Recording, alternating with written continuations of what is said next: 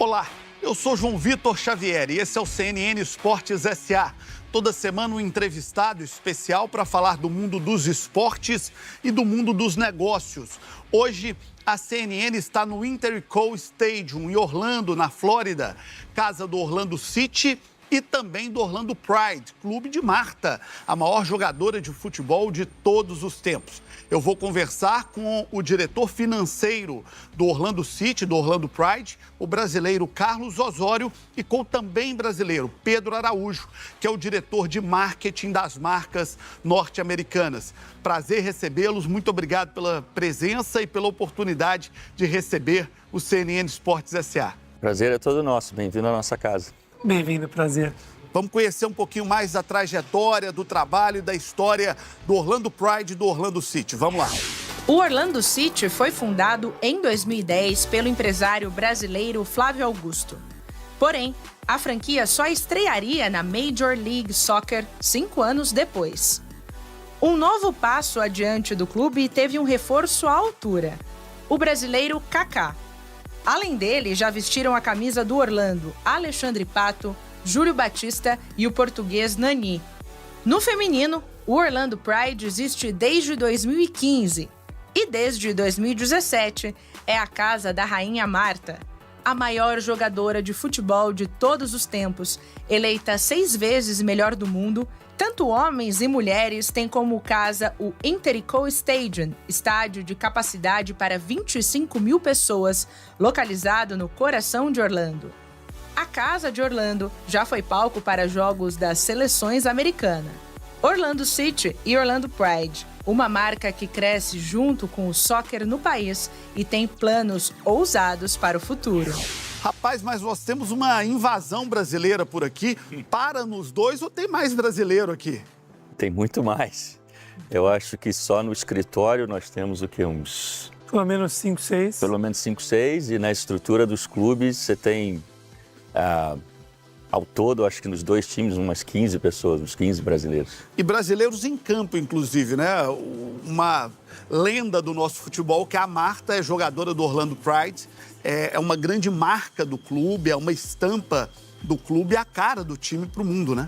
Verdade. Sim, não só a Marta. Hoje, vários jogadores de seleção brasileira, né? Como Luana, Adriana, Rafael, Angelina. Então, o time tem um core brasileiro, um sabor brasileiro. E acho que acho que nunca tivemos tantos brasileiros no time feminino.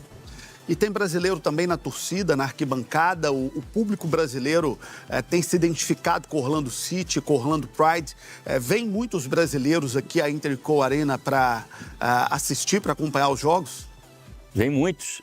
Você pode verificar aqui nos nossos jogos, a quantidade de brasileiros é enorme, a quantidade de latinos, de uma forma geral, é muito grande. E a gente fica até surpreso com a quantidade de pessoas que têm conhecimento sobre as ligas, né, tem conhecimento sobre os times que estão lá no Brasil, os amigos que vêm visitar, sabem tudo, querem comprar os uniformes, acompanham, né, os jogos na televisão, é fantástico. Queria começar por falar em uniforme de uma curiosidade. Eu percebi que o time masculino, o Orlando City, o patrocínio é da Adidas. Vocês, inclusive, estão com a camisa no momento. Mas o time feminino, o patrocínio é da Nike. Como é que é esse processo de branding por aqui? Como é que funciona essa questão para que um time tenha um patrocínio de uma grande marca e o outro tenha o patrocínio da marca concorrente, da marca que disputa mercado? Os patrocínios aqui nos Estados Unidos de material esportivo são negociados pelas ligas. Como a liga masculina é uma liga diferente da liga feminina, eles têm o direito de negociar esse patrocínio com qualquer material, fornecedor de material esportivo. No caso da MLS, a Adidas já está com os clubes há muito tempo. A Nike, inclusive, renovou o contrato com a NWSL, National Women's Soccer League, agora recentemente. Então, o clube não necessariamente tem uma escolha nesse processo. É um processo que é feito através da liga, apesar dos donos dos clubes, obviamente, fazerem parte desse comitê que toca a liga. Osório, quando a gente compara o futebol brasileiro com a liga de futebol aqui nos Estados Unidos, como eles chamam aqui o soccer, quais são as principais diferenças e o que a gente consegue ver de similar no negócio futebol aqui e no negócio futebol no Brasil? Olha, essa pergunta é muito interessante, porque os modelos de negócio são completamente diferentes, né? No Brasil, você tem as agremiações, né, que os sócios são donos dessas agremiações, vamos dizer dessa forma, e essas agremiações, esses clubes, então, se filiam às federações e fazem parte dos torneios e assim a coisa vai. Aqui não. Aqui, quem detém o direito de desenvolver a Liga ou a MLS é a própria MLS. E os clubes são sócios da MLS. Então, cada vez que um clube recebe a autorização para criar uma cidade, né? ou um investidor recebe autorização para criar um clube, ele passa a ser sócio da MLS. Então, todos nós, todos os 30 clubes, somos sócios com o mesmo percentual acionário da Liga. E como é que funciona no dia a dia para essa engrenagem funcionar? É um acordo de acionistas, os clubes, que são, na verdade, empresas, grandes empresas, sentam na mesa e discutem como é que vai ser a regra, como é que vai ser o calendário, como é que é a divisão de receita. Explica pra gente um pouquinho como é que é a prática do dia a dia do funcionamento de uma liga. Tá. Bom, a liga em si tem seus próprios executivos, eles determinam as regras, tanto para o futebol quanto para a gestão do negócio, né? Então, tem várias regras que são ditadas pela liga, todos os grupos têm que acompanhar, mas também existem todos os comitês nos quais, como o Pedro falou até anteriormente, os donos, né, dos clubes participam e votam pelaquilo que eles acham que é mais interessante para o desenvolvimento da liga e dos times também. Então, a participação é 100%, todo mundo participa, todo mundo debate e se decide o que é melhor, não só para a liga, mas como para o desenvolvimento do esporte e dos clubes também. São quantos clubes aqui? São 30, vão ser 30 clubes agora com a entrada do San Diego, né? Que é E todos têm o mesmo peso, todos têm a mesma força de decisão, todo mundo é igual dentro da liga. Todo mundo é igual. Que você tem a figura do commissioner, né? Que basicamente o que é o commissioner é um líder contratado pelos donos para representar os interesses dos donos e tocar a liga como um todo, né? Uma espécie de CEO da liga. É um Exato. CEO da liga. E do ponto de vista de marca, Pedro, eu conversei recentemente com o time do Miami Heat, né, com um grupo empresarial, com os executivos que tocam o Miami Heat. E uma cabeça muito madura de que a liga é maior do que o Miami Heat é parte da engrenagem e para nós é importante que os Lakers se deem bem, é importante que o Orlando Magic se dê bem, é importante que o Boston Celtics também fature, porque ganhamos todos juntos.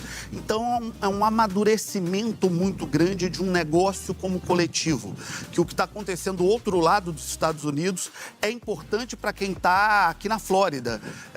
E a gente não vê isso no futebol brasileiro. O torcedor do Flamengo quer que o Palmeiras se exploda, o do Palmeiras quer que o Corinthians se arrebente, o do Corinthians quer que o Atlético se dê mal.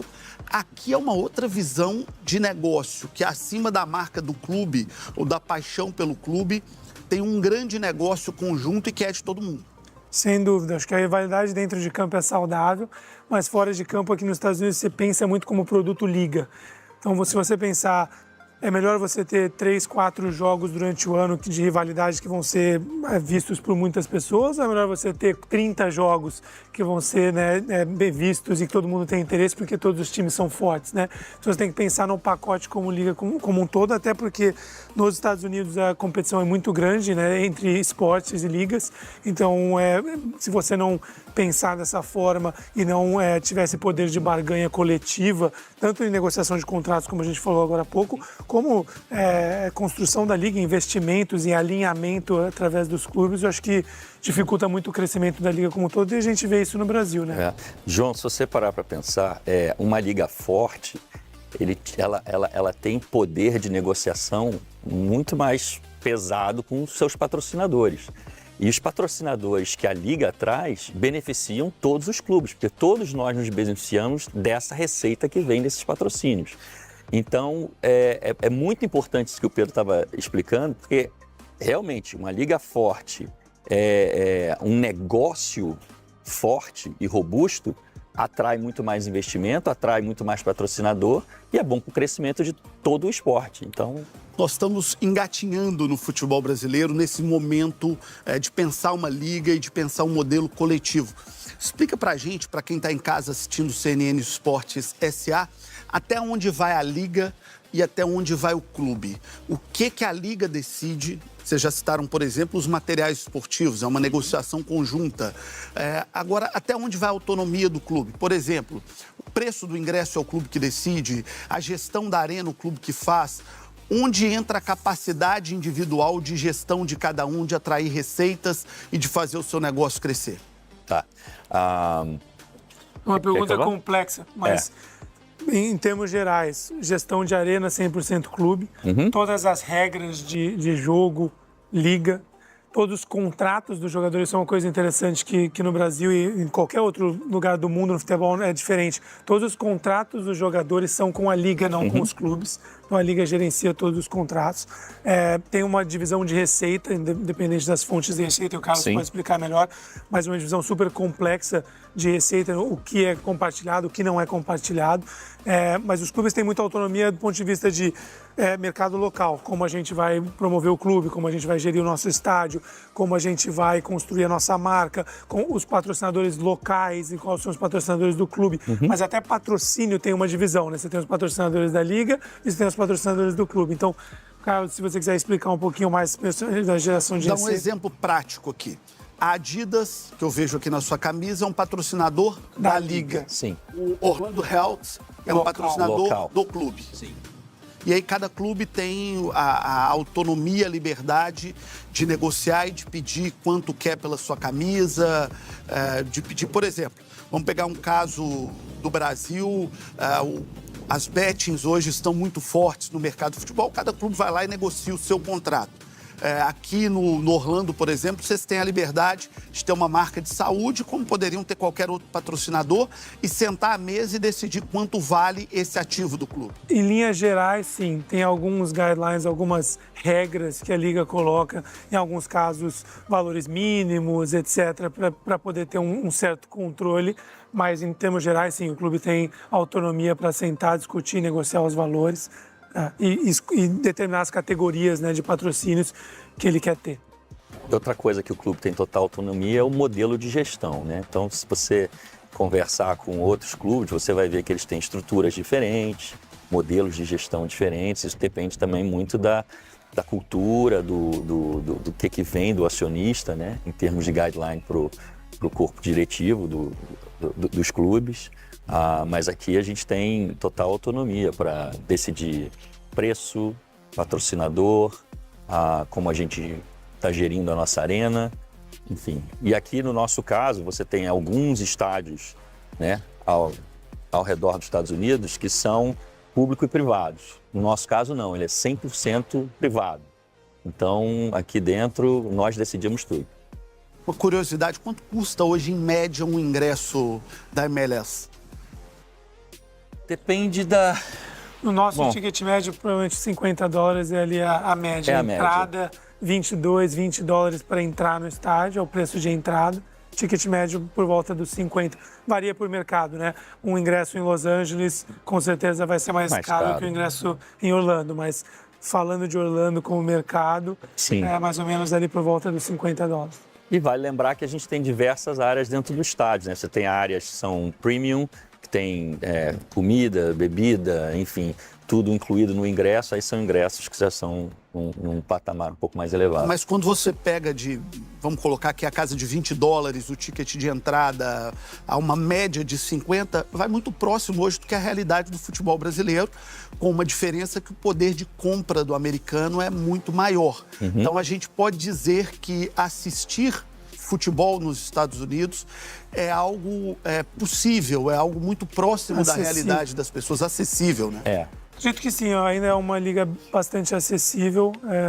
Obviamente que tem alguns jogos em determinados momentos que são mais difíceis e o ticket médio sobe dependendo da demanda, mas em geral ainda é uma liga bastante acessível. Principalmente se comparado a outras ligas, NBA, por exemplo, arenas menores, né? às vezes acaba sendo um ticket médio mais alto, mas até falando do Orlando Magic, o nosso ticket médio não é muito diferente do Orlando Magic aqui em Orlando. E é outro ponto que eu ia comentar, a competição aqui é muito pesada nos Estados Unidos de uma maneira geral, porque tem o futebol americano, tem o beisebol, tem o basquete, tem o hóquei. Aqui em Orlando, você tem uma disputa por atenção enorme, porque você tem os parques da Disney, tem os parques da Universal. Essa aqui talvez seja a cidade com mais atrações de entretenimento do mundo, junto com Las Vegas. Então, é uma disputa pela atenção do público, não é uma disputa apenas pela paixão do esporte. Né? É verdade. A gente aqui tem uma certa vantagem nesse aspecto, porque quando você fala de esporte, de disputa só do produto esporte que nós temos na cidade, você tem o Magic, você tem os nossos times e você tem também a universidade. Então, o esporte universitário aqui é muito forte. E a UCF, a University of Central Florida aqui, que tem times muito bons e estão sempre disputando nacionalmente, atrai um volume de espectadores enorme. Então, a nossa vantagem é que o momento em que o nosso torneio está terminando é quando a NBA está começando. Então, existe uma transição, a gente quase que não compete diretamente, mas existe essa competição ao redor do país. Né? Esse é um bom ponto. Muita gente que não conhece o mercado dos Estados Unidos muito bem não pensa no esporte universitário quão grande é. Principalmente na Flórida, o futebol americano universitário é maior do que ligas profissionais. A paixão é muito grande, estádios de 100 mil pessoas em diferentes lugares dos Estados Unidos. Então, faz parte desse ecossistema competitivo no mercado esportivo aqui dos Estados Unidos. Por falar no ecossistema, vocês têm um ecossistema que engloba um time masculino, que é o Orlando City, com um time feminino, que é o Orlando Pride. E aqui nos Estados Unidos, o futebol feminino é muito forte. O que nós, brasileiros, somos para o masculino, maiores campeões, maiores vencedores, a escola mais valorizada, a gente tem que reconhecer que os americanos são para o futebol feminino uma escola muito forte, com muitos títulos mundiais, com grandes jogadoras, com uma força muito grande. Eu queria saber de vocês como é que é essa questão, como é que é trabalhar essa questão e qual é o tamanho da importância, da relevância do futebol feminino para a estruturação do negócio aqui.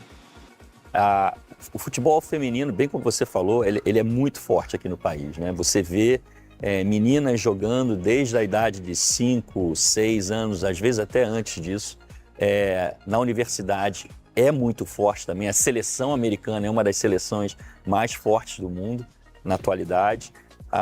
E isso é importantíssimo. A gente vê o futebol feminino como um pilar do nosso negócio, importantíssimo até para o futuro. Ok, hoje você provavelmente tem uma quantidade de torcedores maior vindo ao estádio para assistir o futebol masculino do que você tem o feminino. É verdade, mas isso já começou a mudar. Você vê alguns estádios ao redor do país que estão trazendo 30, 40 mil pessoas para o futebol feminino. Isso é importantíssimo. É uma pena, né, como brasileiro, que cresci no país do futebol, de você ver que o nosso esporte, que o futebol feminino no Brasil não é tão desenvolvido assim. Né? E a gente tendo a Marta e as outras jogadoras que a gente tem, isso deveria mudar. Né?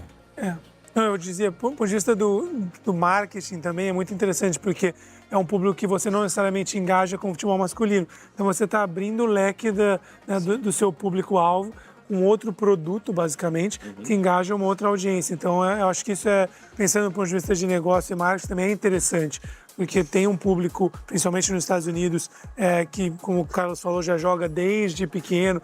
O que os Estados Unidos faz no esporte universitário também ajudou muito a criar essa superpotência, que é a seleção americana feminina, criar como se fosse uma base para o time seleção. Então, acho que isso para a gente sempre foi muito interessante de ter esse outro pilar feminino e crescer a nossa audiência. O Pedro, você tem a responsabilidade de cuidar da marca do Orlando.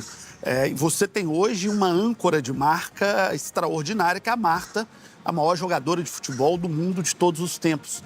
Como é que é trabalhar essa marca com a Marta? Sim. A Marta tá sempre lidera a nossa comunicação, né? Eu acho que não só do ponto de vista de marketing, mas até no ponto de vista de recrutar outras jogadoras.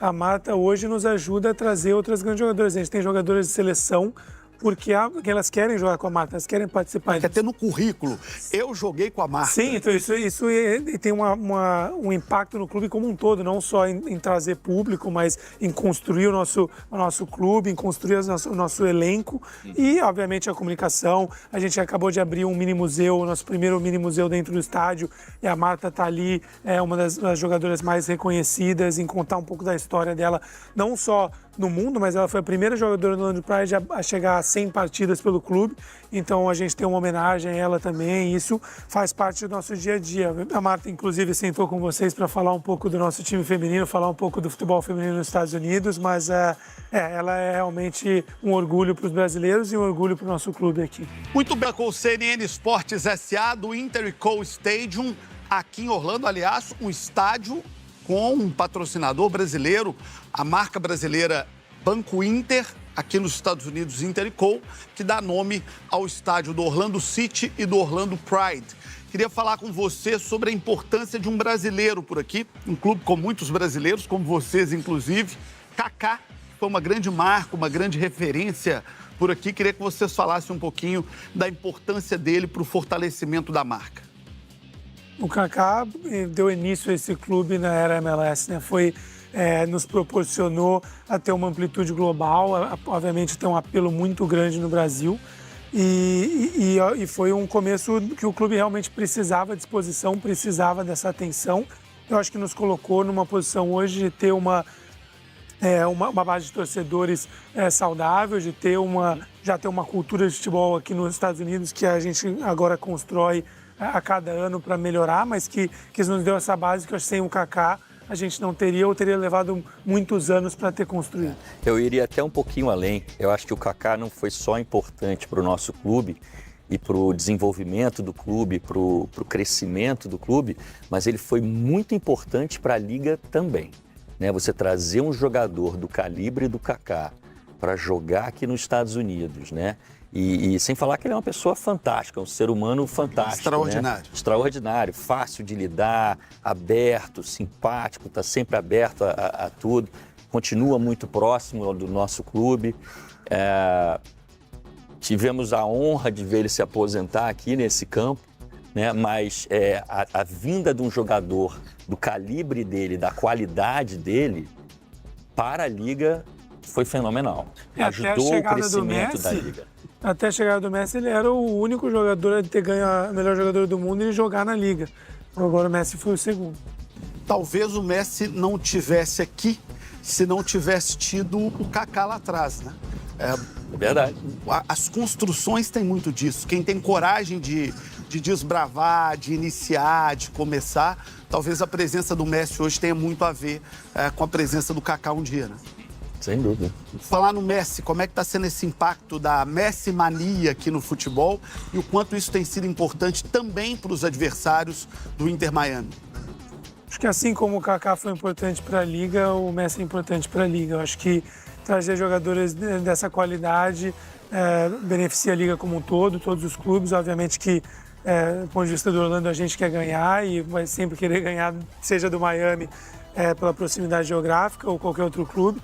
Mas eu acho que o Messi, em geral, veio para somar para a Liga, nos dar mais visibilidade global, nos trazer mais apelo, elevar o nível de jogo também, que é sempre importante. E então eu acho que, em geral, o balanço super positivo. Osório, queria que você falasse um pouquinho sobre a parte de gestão da chegada desses grandes nomes. Porque aqui tem um processo, como você disse, que os contratos são feitos com a Liga, não com os clubes. E isso gera também um processo que é muito diferente do futebol brasileiro, que é uma regra de contratação. Como é que isso funciona? Como é que a questão do teto salarial funciona? O que isso traz de positivo? O que isso traz de dificuldade? A parte contratual, o fato da Liga também ter esse controle, ela dá mais transparência ao processo, né? A parte interessante, quando você fala em trazer jogadores do calibre do Kaká, jogadores do calibre do Messi e outros mais, que nós chamamos de designated players, né? Ou os jogadores designados, as grandes estrelas. O jogador da franquia, como dizem muito aqui, né? Você tem um teto salarial, que isso vale para todos os jogadores, né? Isso é negociado de tempos em tempos com o sindicato dos jogadores e com a liga. E você tem também um número limitado de jogadores da franquia que você pode trazer. E nesse caso, o céu é o limite. Então, isso vai muito do acionista, do dono do clube, ter o apetite de fazer o investimento financeiro para trazer aquele jogador. Então, de uma certa forma, também há uma liberdade para o clube escolher ali a sua janela de investimento. Você não é engessado. Você pode falar o seguinte, olha, esse ano eu quero fazer um investimento maior, eu vou bancar, vamos dar um exemplo, a vinda do Neymar para cá. Sim. Eu vou bancar a vinda do Mbappé para cá. Não tem nada que te proíba de gastar mais, de investir mais. Não tem nada que proíba. E porque acho que volta ao ponto inicial de a liga, quais são os objetivos? É ter balanço competitivo para que todos os jogos sejam interessantes e qualquer time possa ganhar, mas ao mesmo tempo dar flexibilidade aos times de poder trazer grandes estrelas que têm um impacto comercial e têm um impacto dentro de campo. Então você consegue abrir as duas frentes que são importantes para se criar um produto que as pessoas querem assistir. E por outro lado também, né, Osório, evita que aconteça o que nós já vimos muito no futebol brasileiro. Eu tô aqui com um vascaíno, com um Ponte Pretano no Brasil. Opa. E que já viram muitas bobagens serem feitas nos seus times, em todos, porque isso não é uma exclusividade nem do Vasco, nem na Ponte, é uma realidade do futebol brasileiro. Também se evita que loucuras sejam feitas, né? Que responsabilidades fiscais, financeiras sejam feitas também. Olha, João, isso aqui é visto de uma forma muito séria, né? Todos nós, executivos do clube, temos que assinar um contrato anual onde nós podemos ser fisicamente ou na pessoa física responsabilizados se algo estiver irregular naqueles contratos. Então, eu tenho uma responsabilidade enorme com relação a isso, Luiz Múzio, o presidente, o acionista, enfim, de que tudo esteja conforme tem que estar, dentro da lei, dentro da regra da liga, nada pode sair disso. Isso é uma coisa muito bacana, porque o que nós já vimos do dirigente que quer ganhar um campeonato, quebra o clube e depois o clube paga por anos, por décadas, isso não está no gibi, né? Isso a gente já viu muito no Brasil. A gente às vezes vê, não só no Brasil, mas ao redor do mundo, para quem conhece o mundo do futebol, isso aqui é muito difícil de acontecer, né? Até para os clubes que querem ter algum tipo de endividamento, aqui existe um teto de dívida também que é regulado pela Liga. Então não é que você pode simplesmente, no seu modelo de gestão, dizer vou pegar $1 bilhão emprestado para fazer o que eu quiser nos próximos 3 anos. Você não consegue fazer. Eu acho que, do meu ponto de vista, os desafios do Brasil são sistêmicos. Aqui você tem os sistemas que são construídos para oferecer os incentivos corretos para donos, para os investimentos, etc. Eu acho que o Brasil, a gente deixa muito a responsabilidade para cada indivíduo, seja o clube, ou um presidente de um clube, ou uma associação, em vez de pensar no sistema como um todo e criar um sistema que seja sustentável. Eu queria que você falasse um pouco sobre essa curva de crescimento, de aprendizado e de modelo do futebol, do soccer por aqui nesses 30 anos. O que você destaca que mais se desenhou e que mais se modelou aqui no modelo de liga, de competição e dos clubes aqui nos Estados Unidos? Eu acho que ao longo desses 30 anos, o modelo de negócio da liga foi amadurecendo, né? A gente também tem a vantagem aqui de poder se espelhar em outras ligas já existentes. A NFL, por exemplo, que é a grande paixão do americano, existe há 100 anos. Né? Então, é um modelo de negócio muito maduro, muito bem desenhado. Então, você já consegue olhar e falar assim, isso dá certo, isso não dá certo. Você não vai repetir os erros, né? Exatamente. E pode focar nos acertos. Exatamente. E uma outra coisa é que entendeu-se a importância de investir na base do futebol. Então, como a gente havia até mencionado anteriormente, o incentivo ao esporte aqui começa lá no jardim de infância.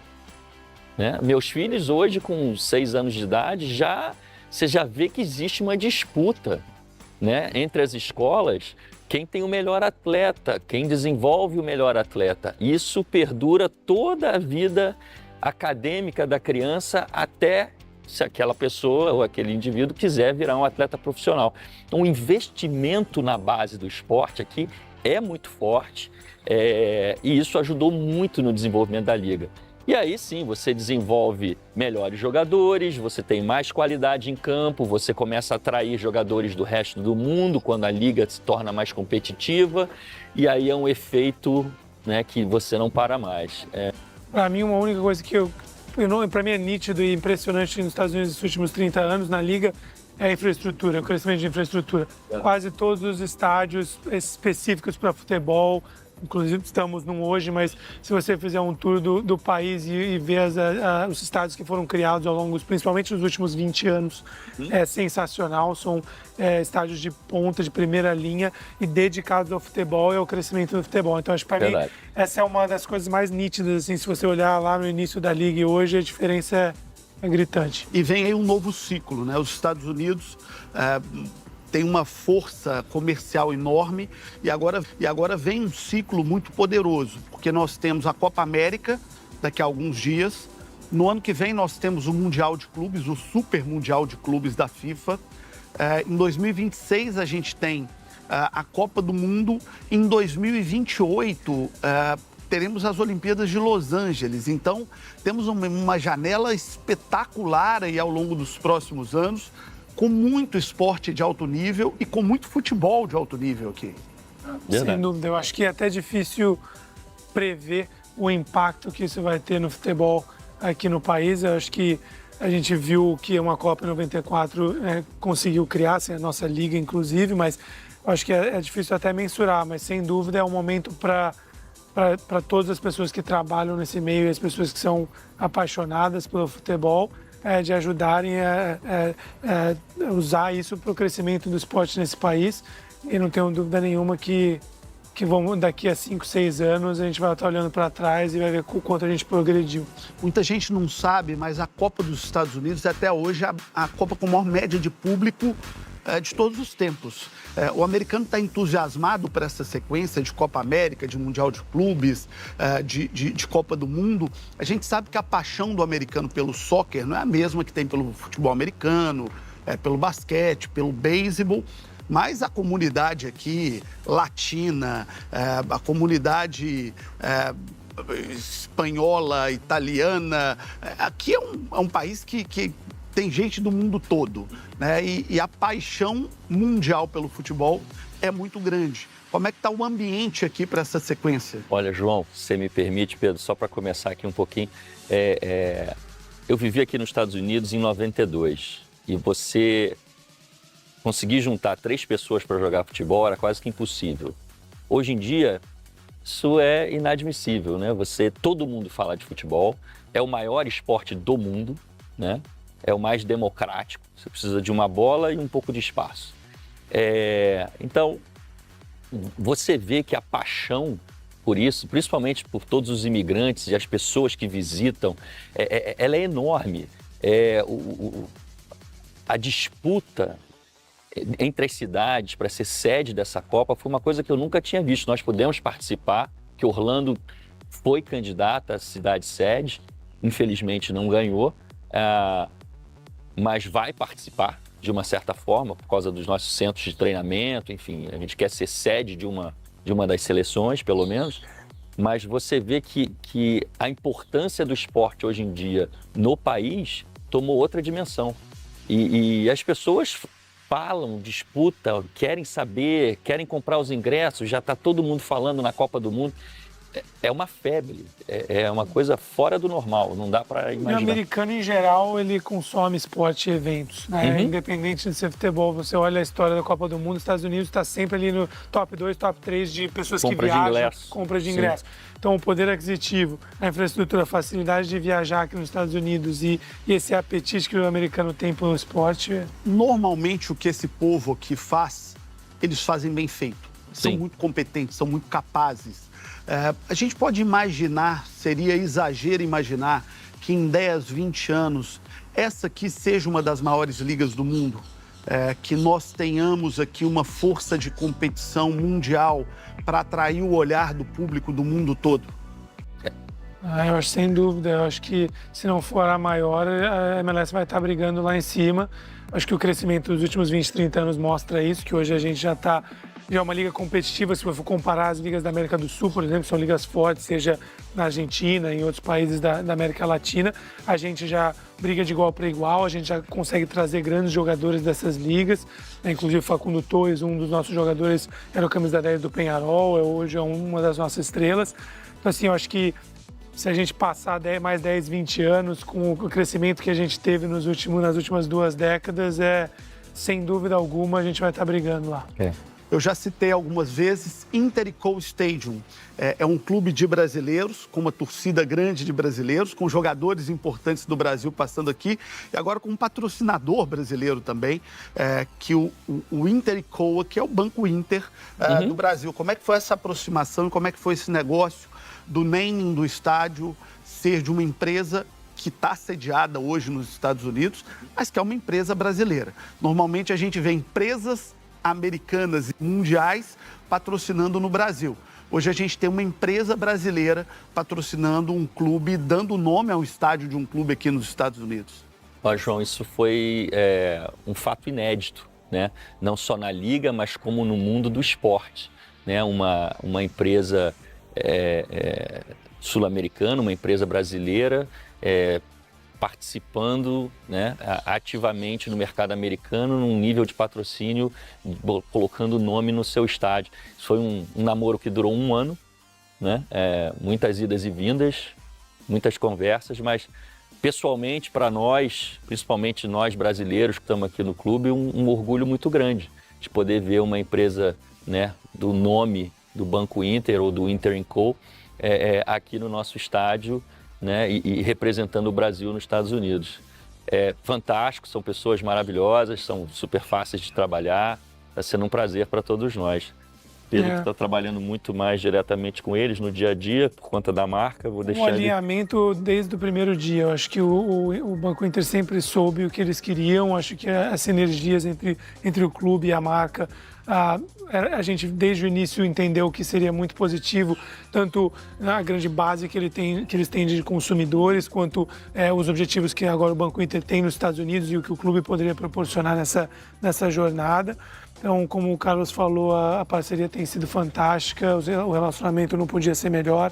E essa primeira temporada tem sido um sucesso para eles, acredito, né, com o feedback que recebemos, e espero que seja só o começo, enfim, de um relacionamento que vai durar muito tempo. E acredito que investir em futebol faz bem, é um bom negócio. Eu tive a oportunidade de conversar com o meu xará, o João Vitor Menin, CEO do Banco Inter, ou do Interco. Ele me mostrava lá o BI, né, o processo de inteligência do banco, e aí esse processo mostrava a utilização do aplicativo do Inter em cada canto do mundo. E aí, na hora que você vai chegando, quanto mais perto você vai chegando de Orlando, maior vai sendo a sombra de cobertura e de pessoas acessando. Então, investir no futebol é um bom negócio. Sem dúvida. Sem dúvida alguma. Investir no futebol e no esporte, de uma maneira geral, é um ótimo negócio. Osório, obrigado pela entrevista. Pedro, obrigado pela entrevista. Muito sucesso para Orlando Pride, para Orlando City. E, além de tudo, muito sucesso para vocês. É sempre uma alegria quando a gente vê brasileiros chegando em cargos de gestão, de comando, de liderança em grandes corporações do mundo. Muito obrigado. Nós que agradecemos. Obrigado. Foi um prazer. Recebê-lo. Muito bem, muito obrigado pela sua audiência. No próximo domingo, mais um convidado especial para falar sobre o mundo dos negócios e o mundo dos esportes. CNN Esportes SA volta no domingo que vem. Obrigado pela sua audiência e até lá.